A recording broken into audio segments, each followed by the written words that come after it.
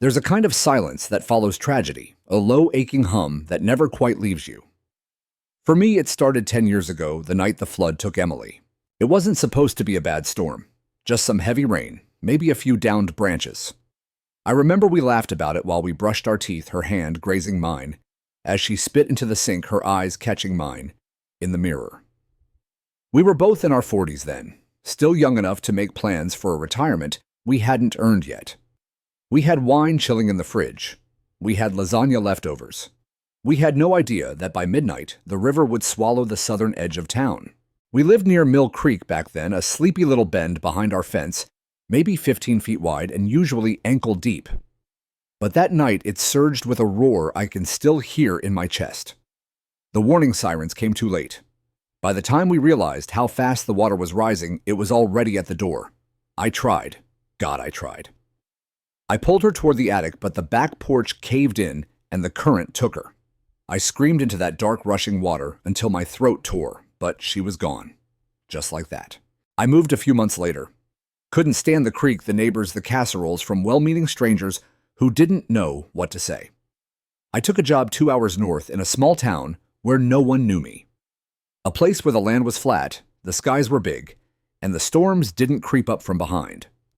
I found a modest single-story house at the edge of a gated community called Silver Glen Estates. It had a long driveway, a backyard that sloped gently downward, and most importantly, no nearby bodies of water. The HOA brochure boasted strict architectural standards, security patrols, and full neighborhood harmony. I didn't care about any of that. I just wanted quiet. A fresh start. A place where I could build something I'd started sketching the night after Emily's funeral. A bunker. Not a military outpost. Not some doomsday fantasy carved into bedrock. Just a simple reinforced underground room beneath the backyard. A place to retreat when things went bad. A room with backup power food, supplies, a water tank, and a 2-foot-thick steel door. A place where no siren would be too late, where no one I loved would drown again. I wasn't building it for the end of the world. I was building it for peace of mind. I started the excavation myself, quietly, carefully. I had military engineering experience from my younger years, nothing fancy. Just enough to understand stress loads, drainage, and soil pressure. I applied for a general utility permit, which didn't require me to explain exactly what I was building, just that it wouldn't interfere with easements or underground cables. The permit was approved in less than a week. I remember standing there with a shovel in my hands, the morning dew steaming off the grass, thinking, "This is for you, Em." Over the next 8 months, I worked in the early mornings and late evenings. I rented machinery under a friend's name to avoid HOA curiosity. I used prefabricated concrete sections and lowered them one by one with a rented mini crane. The structure was modest, 20 feet wide, 10 feet tall, with room for supplies, 2 cots, a venting system, and a solar backup. The entrance was a discreet hatch near the back fence, painted to match the grass. From the street, you'd never know it was there, and for a while no one did. I kept to myself, paid my dues, waved politely to neighbors without inviting questions. The HOA sent out its monthly newsletters with tips on lawn care and exterior paint colors. I ignored them. I wasn't planting flowers, I was building armor. But you can't stay invisible forever. One day, as I was carrying ventilation parts to the backyard, I noticed a woman standing on the sidewalk, arms crossed, lips pursed, like she'd tasted something sour. She had a clipboard in one hand and a dog leash in the other. The dog didn't bark, it just stared tail stiff, as if waiting for her cue. "Morning," I said, nodding. She didn't nod back, just raised an eyebrow and said, "We've received complaints about unauthorized construction." I paused. "Everything I'm doing is within code." She laughed short and sharp. "The board will want to verify that." That was the first time I met Karen. Her real name was Rebecca Hardley, but no one called her that. She was the HOA president, self-appointed guardian of neighborhood integrity. She had a real estate license, a gated smile, and a habit of referring to her own property as a model lot. I could see the questions forming behind her eyes like storm clouds. "I hope you're not digging something back there," she said, glancing at the yard like it offended her. "We have very specific rules about landscaping features and external structures." "It's all below ground," I replied, which in hindsight was probably the wrong thing to say. From that moment on, Karen took an interest in me. I'd lived in war zones that felt more peaceful than the days that followed. Notices from the HOA began arriving, weekly warnings about unauthorized modifications, demands to disclose structural plans, citations for non-compliant access points. I tried to respond politely, referencing the permit I had, citing county regulations, but they weren't interested in facts. They were interested in control. It wasn't long before I received my first fine. $250 for visual disruption to neighborhood aesthetic. The next month it was $500, then $1,000. Still I kept building, because every time I looked at that hatch, I didn't see steel and concrete. I saw Emily's face disappearing beneath the floodwaters. I saw the second chance I never got with her. And I swore if another disaster ever came, blizzard, blackout, riot, fire, I wouldn't lose anyone again. They could mock me all they wanted. I just wanted to feel safe. 2 weeks after that first fine, I came home from a grocery run to find a bright orange violation notice taped to my front door. The kind that screams across the porch before you've even turned your key. I peeled it off, already exhausted by what I knew it meant. I'd barely stepped inside when the phone rang, my landline, the number I kept solely for HOA business and spam calls.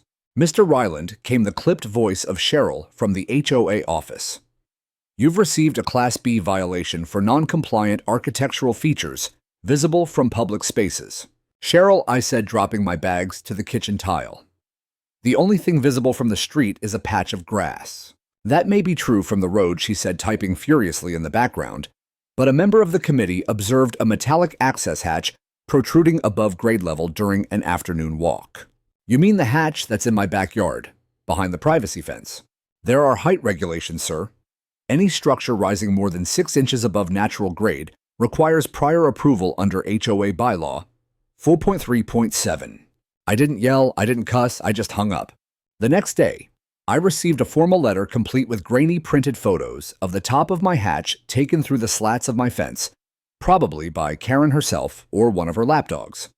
The language was bureaucratic poison, visual disharmony, non-conforming surface element, failure to obtain prior written approval. They weren't even trying to hide their disdain. The fine, $1,500, due within 14 days. I appealed. I printed out my county permit, highlighted every line that proved I was in the clear, and showed how the structure didn't violate any municipal code. I enclosed photos showing the minimal visibility and even offered to camouflage the hatch further. I hand-delivered the appeal to the HOA office. A week later, I received the reply, appeal denied. The reasoning: Silver Glen Estates maintains aesthetic standards that exceed the county baseline. Compliance with county regulations does not exempt homeowners from HOA jurisdiction. That's when I realized this wasn't about the hatch. It wasn't about rules or regulations or aesthetics. It was about power. The HOA didn't like that someone had built something without groveling first, and it drove them insane that it was legal. Karen showed up again not long after that this time, with 2 board members in tow. They came just after dusk, knocking on my door like they were the neighborhood clergy come to exorcise a sin. Good evening, Mr. Ryland, Karen said with that false sweetness, coating her voice like varnish. May we come in for a moment? I didn't move from behind the screen door. I'd rather you didn't. We'd like to discuss your ongoing non-compliance, she continued. We believe there may be a path forward if you're willing to consider relocating or altering the structure. I laughed sharp and bitter. Relocate an underground bunker. One of the board members, Bob, something a guy who looked like he'd sell you a used boat and lie about the mileage, chimed in. It's not about what you built, Mr. Ryland. It's about how it fits into the community vision. The community vision, I repeated. You mean the one where everyone's house looks identical and no one thinks for themselves? Karen's smile cracked just a little. Silver Glen thrives on order and cohesion. When one resident acts unilaterally, it creates ripple effects. What ripple effects? I said, crossing my arms. Is someone's garden offended? There was silence. Then Karen said flatly, the hatch is unsightly. It disrupts the visual flow of your lot and the adjoining properties. So it's too ugly then. If that's how you want to interpret it. I shook my head. You know what's ugly, petty tyrants with nothing better to do than crawl around fences taking pictures of someone else's yard. Her eyes narrowed just for a second. We're offering you a chance to resolve this amicably, she said. If you choose not to, the board will escalate the matter through the appropriate enforcement channels. She turned and walked away. The others followed. That night, I sat on the bunker's steel staircase holding a cup of lukewarm coffee, in both hands, letting the chill from the concrete wrap around my spine. I stared at the solar inverter blinking softly in the corner. The silence was heavier than usual. I didn't understand how we'd gotten here. I wasn't storing weapons. I wasn't running a meth lab. I'd simply built a room that could save lives when the world fell apart. But to them, it wasn't the function that mattered. It was the fact that it wasn't theirs. That I'd done something independent, something invisible to their authority. So they labeled it ugly. And maybe it was. Maybe the steel hatch wasn't graceful. Maybe the air vent sticking up behind the bushes wasn't symmetrical. But when had we started choosing appearances over safety? When had we stopped letting people prepare for the worst just because it didn't look pretty on a brochure? The next week, they hit me with another fine. $2,000. This time for failure to remove non-conforming structure within mandated correction period. The period they'd assigned, 5 days. Then came the letters. Certified mail. Legalese packed into each envelope like nails. Threats of lien placement. Warnings of property seizure. I consulted an attorney young, polite, and visibly uncomfortable with HOA cases. He confirmed what I feared their authority was expansive, even when irrational. Fighting them would cost more than paying the fines. Still, I refused to dismantle it. Let them write their letters. Let them take their pictures. Let them plaster my address all over their newsletters as a cautionary tale. I'd rather be hated in a fortress than praised in a coffin. But the pressure kept building. I knew the worst was still coming, and it did, just not in the way I expected. By the time spring rolled around, Karen wasn't content with letters and fines. No, she wanted spectacle, public shaming, control. She wanted the neighborhood to see me not just as non-compliant, but as dangerous. It started with the monthly HOA meeting. Normally, these were tame affairs sparsely attended, held in the sterile clubhouse with weak coffee and stronger passive aggression. But this one was different. Flyers were mailed. Lawn signs posted, Neighborhood Unity Forum, emergency discussion on property compliance, bold red letters. You'd think someone had built a nuclear silo. I went. I wasn't going to give them the satisfaction of talking behind my back. I walked in wearing my old army jacket out of habit more than message, and saw at least 50 people seated in neat rows, more than I'd ever seen in that room. Karen was standing at the front near a large whiteboard. She wore her signature red blazer and that smirk she reserved for moments of staged self-righteousness. Behind her was a blown-up photo of my hatch mounted on a poster board like some crime scene evidence. "There he is," she said as I entered, "the man of the hour." Some people turned and smiled politely. Others glanced away. One woman clutched her purse like I might draw a weapon. I took a seat in the back and folded my arms. Karen tapped the poster. "This is what we're discussing tonight. A structure built without HOA design approval. A structure that violates community cohesion, harmony, and frankly, common sense." A few heads nodded. "We've reviewed the owner's permits," she continued, "and while he may have complied with county guidelines, Silver Glen Estates has a higher standard. We don't want bunker hatches dotting our lawns. We don't want paranoia disguised as preparedness. This," she said, pointing at the photo again, "is not what our neighborhood stands for."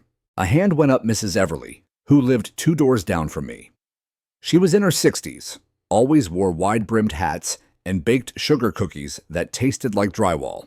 "I heard it's an underground shelter," she said. "Is that true?" Karen clasped her hands. "Yes, that's what he's admitted. A full underground facility, like something out of a Cold War movie. What message does that send our children? What precedent does that set for property values?" Another man chimed in. "I heard he has weapons in there, stockpiles. Who's to say it's not dangerous?" I stood up. "I don't own a single firearm," I said. "And there's no stockpile in that room, unless you count canned beans and medical kits." Karen turned her smile, never faltering. "Ah, Mr. Ryland, glad you're here to speak for yourself. I'm here because I knew you'd turn this into a circus." She chuckled, tilting her head slightly. "We're just trying to understand. After all, it's not every day someone digs a doomsday hole in a residential neighborhood." A ripple of laughter moved through the room. I walked to the front slowly, not to intimidate, just to be heard. I faced the crowd, not her. "My wife died in a flood," I said. "We didn't have a warning. We didn't have a chance. So I built a place where I or anyone could have one." Silence. "I didn't ask anyone for money. I didn't violate any laws. I followed every county code and made sure it didn't endanger utilities or soil stability."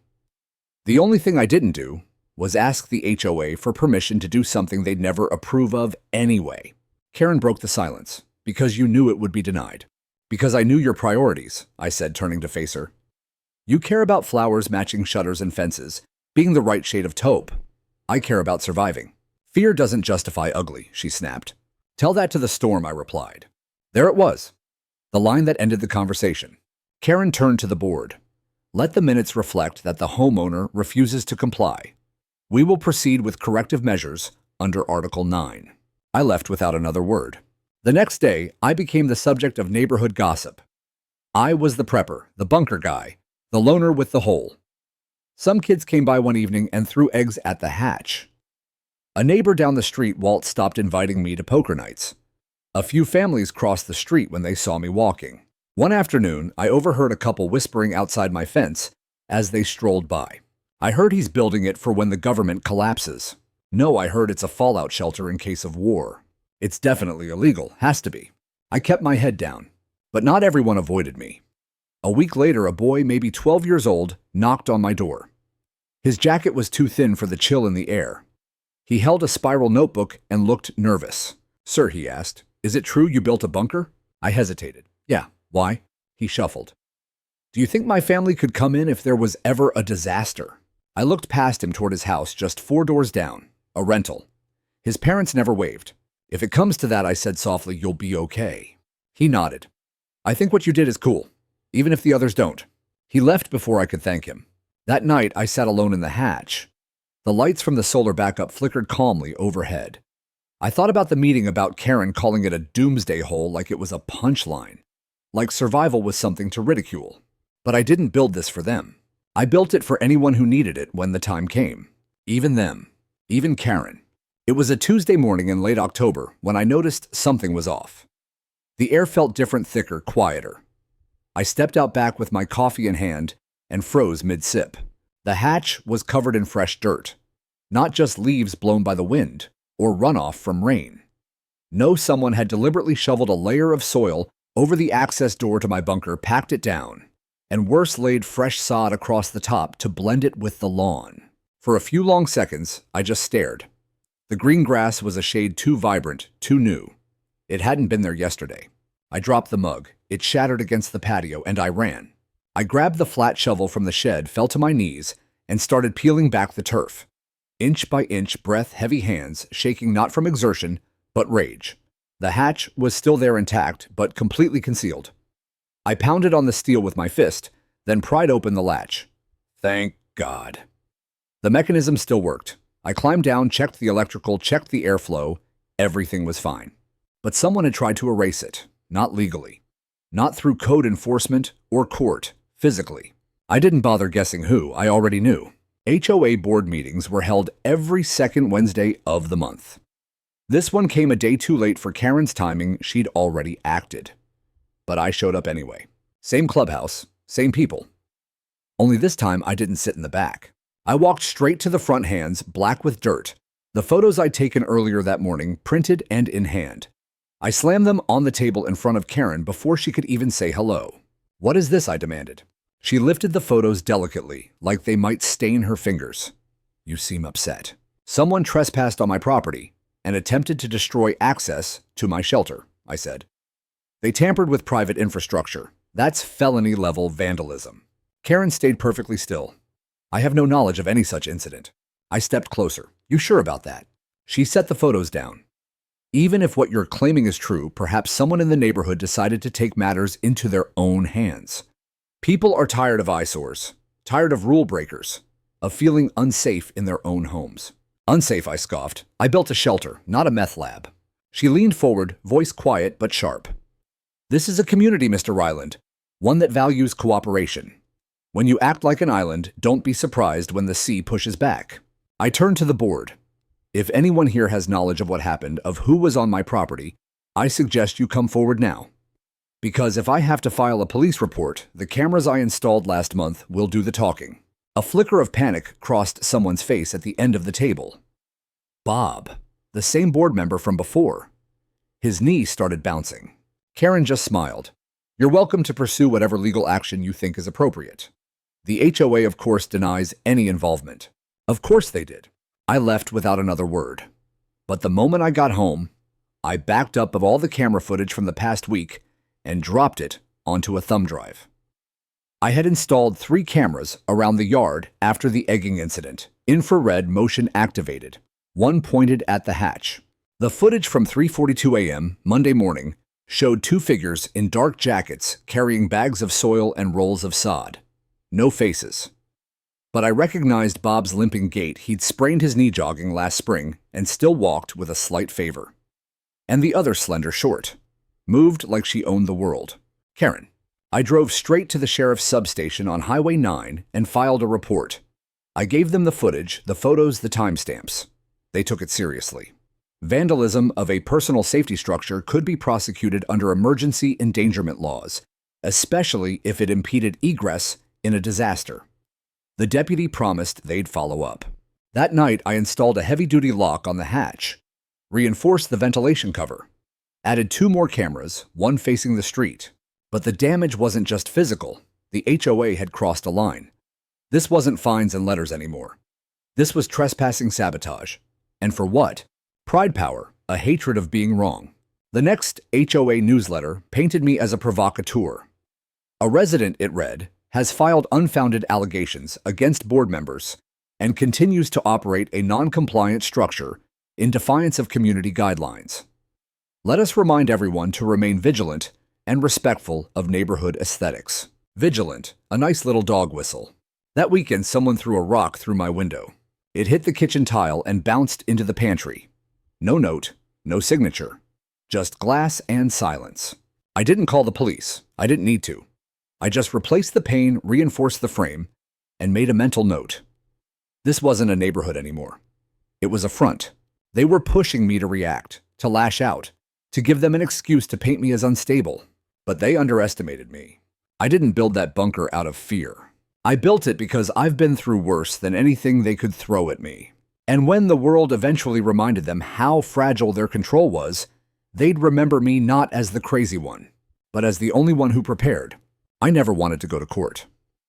I've always believed the legal system was where problems went to die slow deaths in fluorescent rooms filled with people who spoke in riddles and charged by the hour. But the HOA had crossed too many lines: sabotage, trespassing, harassment. And no matter how many passive-aggressive newsletters Karen printed, or how many rocks showed up through my windows, I had one thing on my side: they couldn't manipulate evidence. I hired an attorney named Dana Pell. Sharp no-nonsense about my daughter's age. She'd dealt with HOAs before more than she cared to admit, from the way she sighed every time she reviewed another clause from Silver Glen's bylaws. They're clever, she said during our first meeting. The rules are vague by design. They don't want clarity. They want control. I handed her the flash drive with the video footage. They tried to bury my hatch with sod, I said. I have faces, movement patterns, timestamps. She nodded. That gives us something. Trespassing. Possibly criminal mischief. Endangerment, if we argue it prevented access to emergency infrastructure. I can file a restraining order against any known participants immediately. And the fines I asked, she sighed again. Those will be harder. Technically, they've followed the process, even if that process is morally bankrupt. But if we show retaliatory enforcement malicious intent, we can push for dismissal. We filed the restraining order. Karen and Bob were served 2 days later. I wish I could have seen their faces. That's when things escalated. Within 24 hours, the HOA filed a countersuit against me. Violation of community guidelines, defamation, harassment of board members, failure to comply with cease and desist notices. They included photos, letters, even quotes from neighbors, some of whom I'd barely exchanged 2 words with in 2 years, saying I made them uncomfortable and afraid for the children. It was absurd, but it was strategic. They wanted to drown me in paperwork, to bleed me dry not with violence, but with billable hours. The hearing was scheduled for late November. I wore my best suit, gray wool tailored back when I was still married, and took my seat beside Dana at the defendant's table. The courtroom was small, just one of the civil hearing rooms, down at the county courthouse. Karen sat directly across from me in a pristine navy skirt suit, arms folded, lips pursed like she'd just smelled mold. Bob sat beside her knee, bouncing. The judge, a man named Everett Carson, Looked like he'd rather be golfing. He flipped through the file with disinterest until Dana stood and began laying out our case. She started with the trespassing. The defendant has irrefutable video evidence of the plaintiff's tampering with his property, tampering that directly endangered access to a legally constructed emergency shelter. We contend this action was not only reckless, it was personal. She played the footage on a monitor, the grainy black and white recording of Karen and Bob stepping through the fence line in the middle of the night with tools and turf rolls. No faces, but unmistakable posture and gait. Bob's limp, Karen's stiff neck. It was them. Karen didn't even flinch. She just leaned over to her lawyer, a sleek man with slicked back hair and a permanent smirk, and whispered something. Then it was their turn. The HOA's lawyer stood and began speaking in a tone that made me feel like a criminal in a luxury hotel lobby. Your Honor, Silver Glen Estates has worked tirelessly to maintain a safe and harmonious environment. Mr. Ryland, unfortunately, has continuously undermined that harmony with unapproved construction, hostile behavior, and now baseless accusations. He waved a sheaf of HOA violation notices like a holy text. Here we have 18 separate instances of noncompliance, each documented, each issued within the proper notice period. Dana objected to the relevance, but the judge allowed it. Then Karen took the stand. She painted me as paranoid, a loner, someone who glared at children who refused to attend community events, who turned his house into a survivalist compound. She even claimed I'd installed military-grade surveillance to watch people. It wasn't just dishonest, it was surgical. I sat stone-faced while she spoke, but inside I was boiling. Dana cross-examined with precision, pointing out the legality of my structure, the fact that county permits had been approved, the lack of any actual complaints prior to the hatch's construction. Then came the question that changed the mood of the room. Ms. Hardley, Dana asked, holding up one of the violation notices. Why did the HOA issue a $2,000 fine for visual disharmony only? After Mr. Ryland's structure had been discovered, but not during the 6 months it was being constructed. Karen hesitated. Just for a second. Enough for the judge to look up. It was brought to our attention later, she said carefully, even though it was visible only from inside his fenced backyard. Karen said nothing. Dana pressed. Is it standard HOA procedure to penalize homeowners based on unseen modifications? No, Karen admitted. And did the HOA investigate whether the structure posed any actual risk to the community? Karen's jaw tensed. It wasn't about risk. It was about aesthetics. That word echoed. Even the judge wrote it down. After hours of back and forth, the judge called for a recess. I sat outside on the stone bench, breath steaming in the cold air, watching the clouds roll in. Snow was predicted that weekend. When the judge returned, he didn't smile. He ruled that while the HOA had acted within the bounds of their governing documents in terms of issuing fines, the attempted physical obstruction of my hatch constituted trespassing. Criminal charges would be referred to the county prosecutor's office for independent investigation. The restraining order remained in effect, but he didn't waive the fines, didn't stop the HOA from continuing their pressure campaign. As I walked out of the courthouse, Karen passed me in the hallway, her eyes cold. You won't win, she said under her breath. Even if you're right. I didn't respond, because I knew she was wrong. This wasn't about winning. It was about surviving. And winter was coming. After the court hearing, everything in the neighborhood got quieter, but not in the way peace feels. It was the kind of quiet that follows an argument nobody won. No one looked me in the eye. Conversations stopped when I passed. Even the kids stopped riding their bikes near my house. I had become a ghost in my own street, and I was fine with that. The snow arrived that weekend just as the forecast predicted. Light flurries at first. By Sunday morning, a thick coat blanketed the lawns, softening everything into white silence. I stood on the back porch and watched it fall, steam rising from my coffee boots, crunching underfoot. There was a strange beauty in it, how something so cold could mute a world that had been so loud. That morning, I opened the hatch and went below. I hadn't touched the place since the court hearing. Not really. It had sat in limbo unfinished, waiting just like me. But now I knew exactly what I had to do. They could call me paranoid. They could find me, isolate me, smear me. But they would not stop me. I made a checklist on the whiteboard inside the bunker. 1. Water purification system. 2. Solar battery backups. 3. Food inventory update. 4. Medical supply restock 5. Space heaters and thermal blankets 6. Secondary ventilation redundancy 7. Communication system. I worked alone for 3 weeks. I scavenged parts from regional suppliers, ordered discrete packages online, and drove to a few military surplus stores 2 towns over. Every morning, I loaded equipment through the reinforced hatch, covering my tracks with snow and tarp. Every night I worked by headlamp hands, blistered breath fogging in the cold air.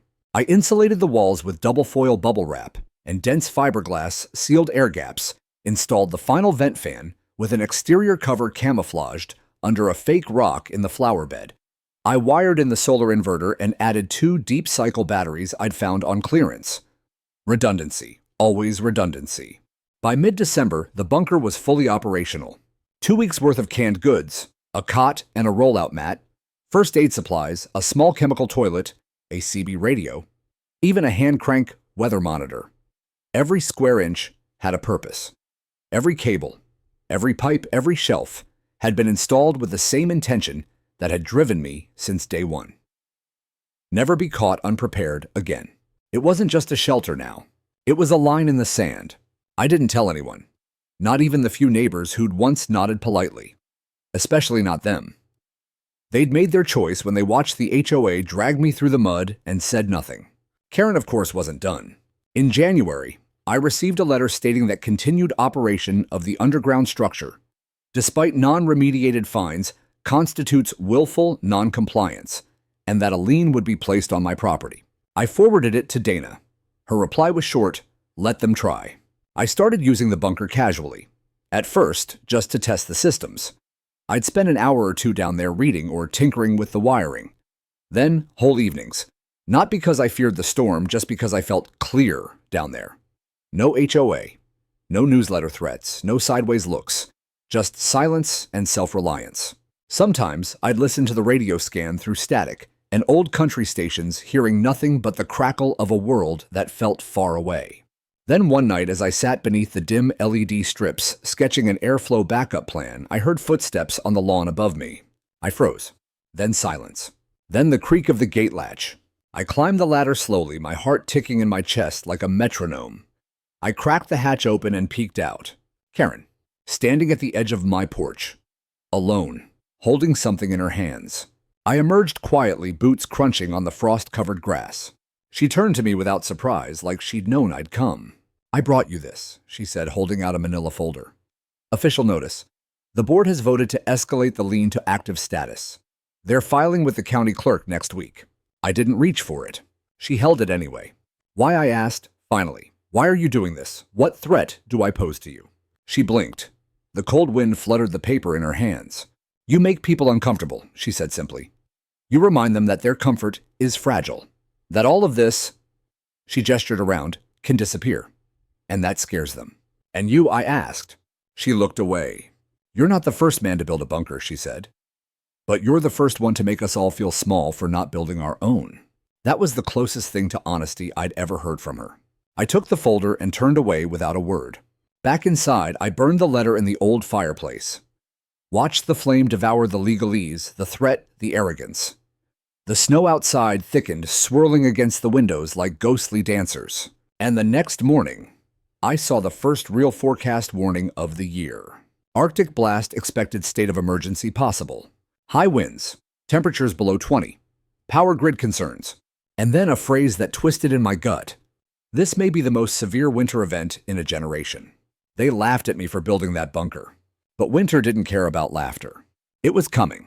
They called it the Blue Maw. On the news, some poetic meteorologist's way of dressing up the disaster. It rolled in like a slow, deep breath, invisible at first, then suddenly inescapable. By the time the alert switched from watch to warning, it was already too late. The temperature plummeted so fast that the air itself seemed to crackle. By the second evening, even the well-insulated homes began to betray their inhabitants. Windows iced over from the inside. Pipes froze solid. Power lines sagged and snapped like string cheese. And then the grid failed. The whole neighborhood flickered once, then went dark. At 7:43 p.m., my lights went out too, but only above ground. In the bunker, everything stayed lit, soft, warm, steady. The solar batteries kicked in seamlessly. I sat beneath my dim LEDs, eating a lukewarm can of beef stew, radio tuned to emergency broadcasts. Power outages affecting over 400,000 residents. State officials urging residents to remain indoors. Wind chill advisory updated to life-threatening levels. Outside, the wind howled against the earth like it was trying to peel the skin off the planet. Trees bent. Shingles tore loose and vanished into the white. The streets were silent, not because no one needed help, but because no one could move to give it. I made myself stay put that first night. I needed to test the bunker under full load. I needed to know the systems would last, and they did. Everything held. Ventilation steady, heat stable, supplies dry. The radio gave off a soft hum intercut with static. But I didn't sleep, not because of fear, but because I knew out there people were starting to realize what I had tried to tell them all along. I stepped out briefly the next morning, wrapped in insulated gear and thick gloves. The air slapped my face like open hands. Visibility was less than 50 feet. My porch was a frozen sculpture. The fence creaked under layers of ice. I tried to open my garage, frozen shut. I wasn't going anywhere. Neither was anyone else. By noon, the knocking began. It started soft, timid. 3 knocks, then silence. I waited. I wasn't ready. Then 5 minutes later, another round. Louder this time. More urgent. I climbed up from the bunker and cracked the hatch. It was a man and his teenage daughter. Their faces were red and swollen from the cold, wrapped in mismatched scarves. "Please," the man said, voice shaking. "Do you have heat?" I nodded. "Get inside." I led them down the ladder, helped them peel off their layers. The girl, barely 15, burst into tears as the warmth hit her cheeks. They sat in the corner, huddled in silence, grateful for silence that didn't hurt. Then came more knocks. By dusk, there were 5 more people. A couple from the cul-de-sac. An older man from the rental unit. A young woman with a dog tucked inside her coat. All of them soaked in desperation, none of them with options. By midnight, my little bunker built for one held 11. I rationed the food, opened the emergency heat packs, tied emergency blankets together to make floor cushions. We were packed in like sardines. No one complained. I took stock again. 4 days of food, if carefully portioned. 5 thermal blankets, 1 battery heater running at half output. Still plenty of charge. Morale mixed, but holding. And then at 1:13 a.m., someone banged on the hatch. Not knocked, banged, fists, desperate. I opened it slightly, heart-pounding. It was Karen. Her makeup had frozen to her cheeks. Her pristine red coat was crusted with frost. Her voice cracked as she spoke. I didn't know where else to go," she said. "My pipes burst. My heat is out. She looked behind me, saw the others, saw the warmth, the glow. Her voice wavered. "Please." I didn't say anything. Not yet. "Just open the hatch." Slowly. She stumbled in breath, short clutching the ladder as she descended. Her hands were trembling, and not just from the cold. For a moment, no one said a word. The woman who had led the crusade against me was now huddled beside the very people she had trained to avoid me. Bob arrived an hour later. He didn't even knock. He just leaned against the hatch like he couldn't stand anymore. His right hand was purple. Frostbite, probably. I let him in too. By dawn, the bunker held 15 people. And it was warm, alive. A small miracle humming beneath the feet of a neighborhood that once hated me. The silence was different now. Not judgment, not fear. Gratitude. They didn't say it out loud, but it was in their eyes. The way they looked at me, not with suspicion, but with apology. Still, I didn't gloat, didn't smile, didn't say I told you so. I just passed around more stew. Because I knew what they didn't yet. The storm wasn't over. And not all blizzards come from the sky. By the second full day of the blizzard, Silver Glen Estates looked like a war zone buried in snow. The power was still out. Water lines had frozen and burst beneath several homes. Emergency crews were stretched thin, most stranded by impassable roads. The local emergency management department issued a bulletin that made it clear: do not expect rescue. Shelter in place. Survival is your responsibility. I don't think the HOA newsletter had a template for that. Inside the bunker, we were surviving. Barely. The air was heavy with the smell of sweat, propane heat, and canned soup.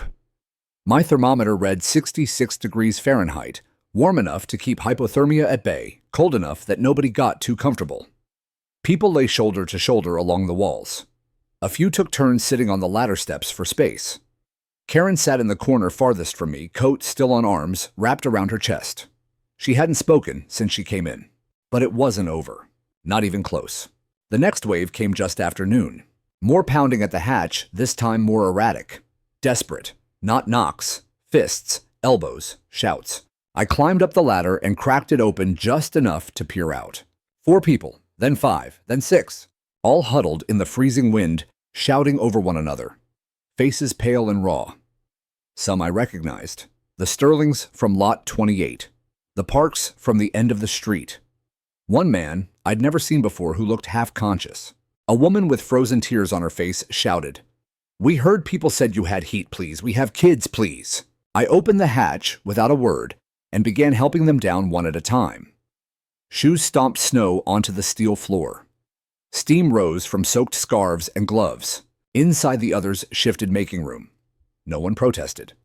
There was no room for pettiness in the dark, but I knew we were reaching capacity. 21 people now, in a space designed for 4. Ventilation would be strained. Supplies would run out in less than 2 days if we weren't careful.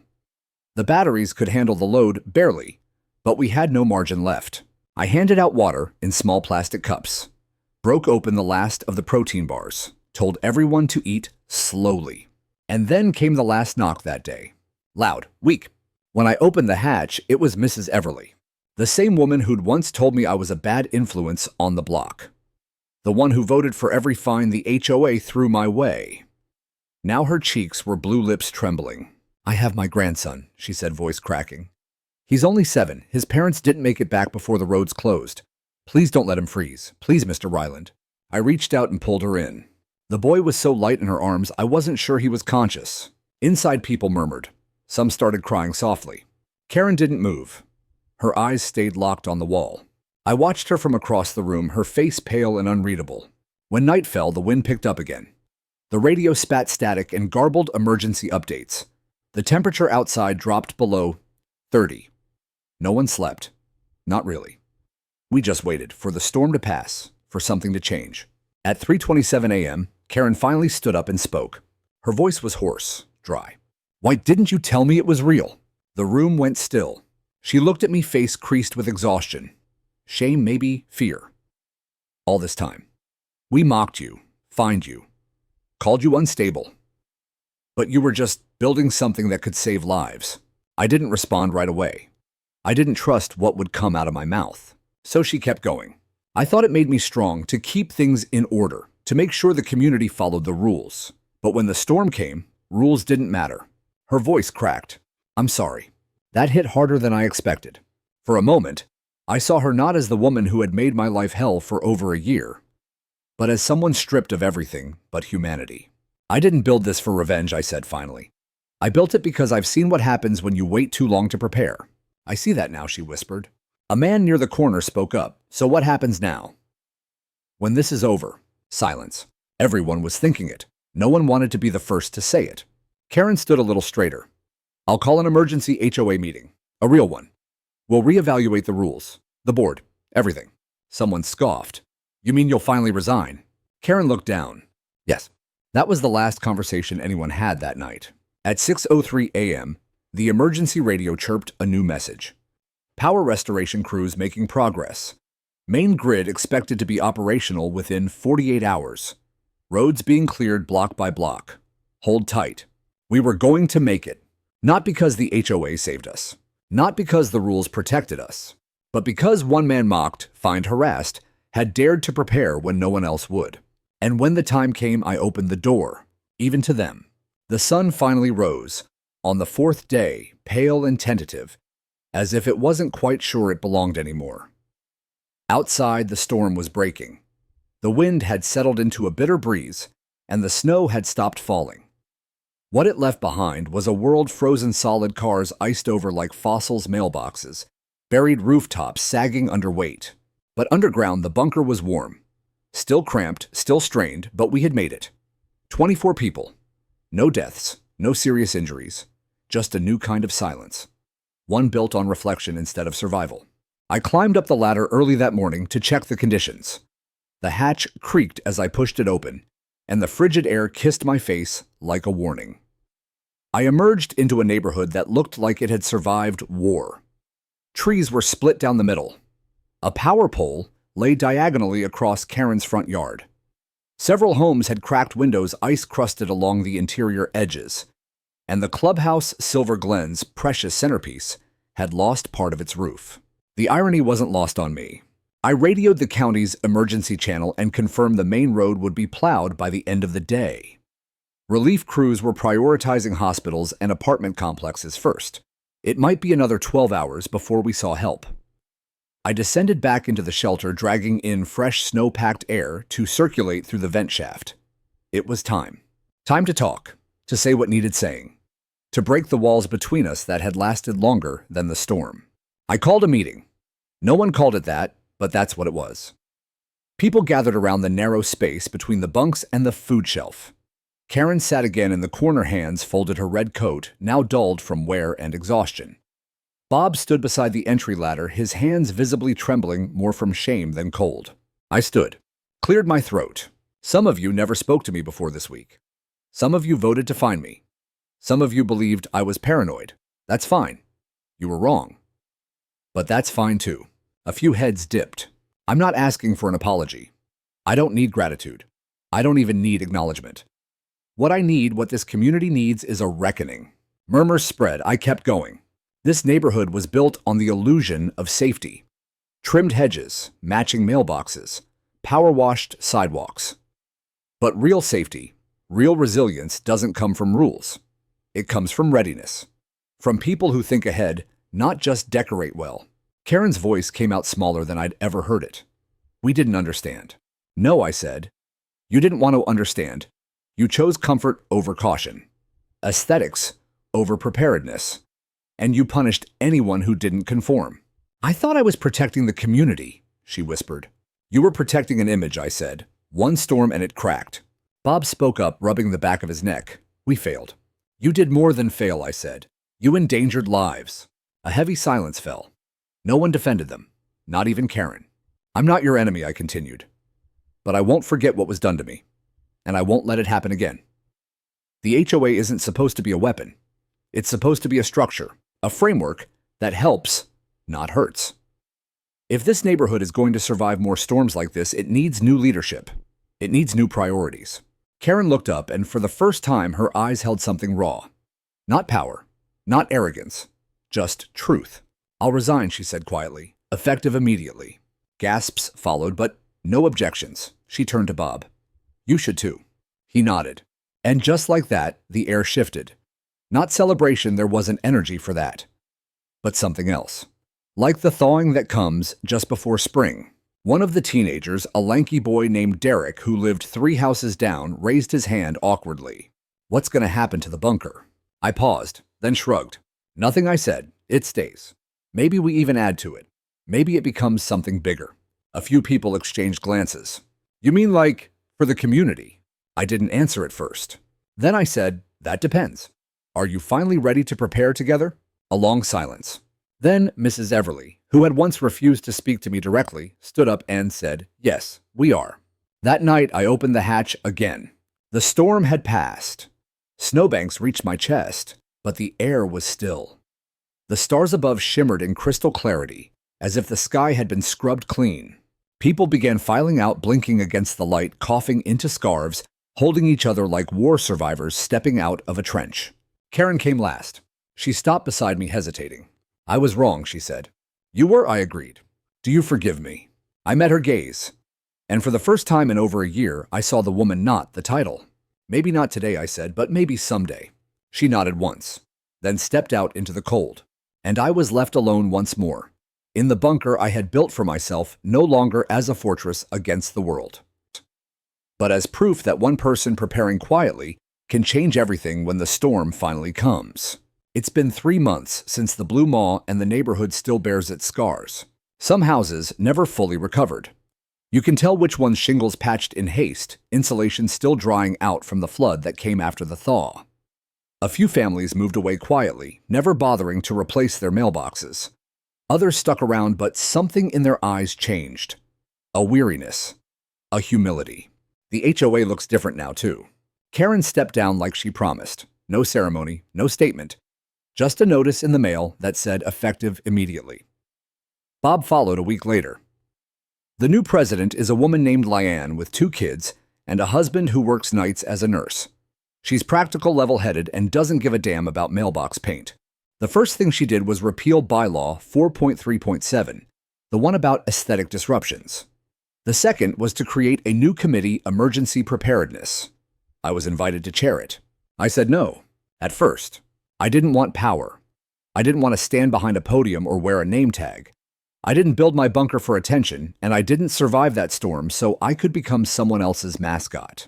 But when Lyanne came to my door, no clipboard, no condescension, just her and her son holding a crate of canned goods, I listened.